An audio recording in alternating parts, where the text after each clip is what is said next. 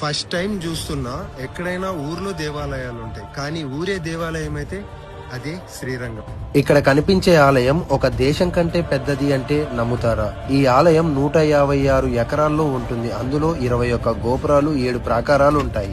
సాక్షాత్తు ఆ శ్రీరాముడు విభీషణుడికి ఈ రంగనాథ స్వామి విగ్రహాన్ని బహుమతిగా ఇస్తాడు. విభీషణుడు ఆ విగ్రహాన్ని లంకకు తీసుకువెళ్తుండగా దారిలో విశ్రాంతి తీసుకుందాము అని ఆ విగ్రహాన్ని కింద పెడతాడు. అలా విగ్రహాన్ని కింద పెట్టిన తరువాత ఆ విగ్రహం ఎంత కదిలించినా పైకి లేవదు. అలా కింద పెట్టిన ప్రదేశమే ఇప్పుడు మనం చూస్తున్న శ్రీరంగం. ఇక్కడే ఆ స్వామివారు కొలువై ఆలయం దగ్గర కనిపించే ఈ గోపురం ఏసియాలోనే అతిపెద్ద గోపురం. సుమారు 240 అడుగుల ఎత్తు ఉంటుంది. దీనిని కట్టించడానికి 400 సంవత్సరాలు పట్టింది. నాకు అర్థం కాని విషయం ఏంటంటే ఈ ఆలయం మధ్య ఇల్లున్నాయా లేకపోతే ఇండ్ల మధ్య ఆలయం ఉందా అని. ఎందుకంటే ఈ ఆలయాల గోపురాల మధ్యలో నుంచి ఆటోలు, బైక్లు, కార్లు అన్ని వెళ్తాయి. ఈ ఆలయం తమిళనాడులోని శ్రీరంగంలో ఉండుద్ది.